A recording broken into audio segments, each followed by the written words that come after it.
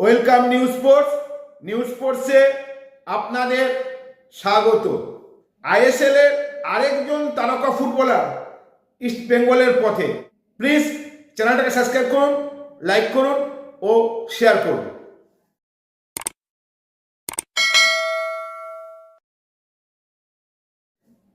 বিশ্ব club cup দিয়ে শুরু করি। ম্যান সিটি 6-0 গোলে আল আইনকে হারিয়ে শেষ 16-য় পৌঁছে গেল। পরপর দুটি ম্যাচ জিতে ম্যান সিটি 6-0 গোলে হারিয়ে অলরেডি শেষ 16-য় পৌঁছে গেছে। ওইদিকে আরেকটি খেলায় রিয়েল মাদ্রিদ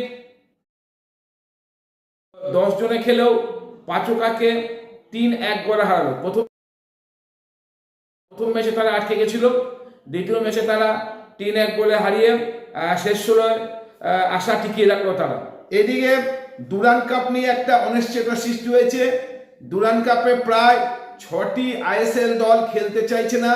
তার মধ্যে উড়িষ্যা এফসি যেমন আছে, তেমনি ব্যাঙ্গালোর এফসি আছে, এফসি গোয়া আছে, হায়দ্রাবাদ আছে।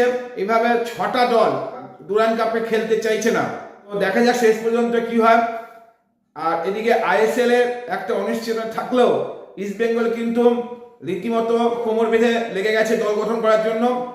তাদের লক্ষ্য কিন্তু আইএসএল এর আরেকজন তারকা, যার সঙ্গে কিন্তু অনেকদিন ধরেই যোগাযোগ রেখে চলেছে। তো তাদের সঙ্গে কথাবার্তা অনেকটাই এগিয়ে গেছে, এখনো কিন্তু ফাইনাল হয়নি। তার সঙ্গে কেরালা ব্লাস্টার্সের 2027 সাল অব্দি চুক্তি। সেই তারকা ডিফেন্ডার হর্মিপাম রুইভাকে ইস্ট বেঙ্গল পেতে চাইছে।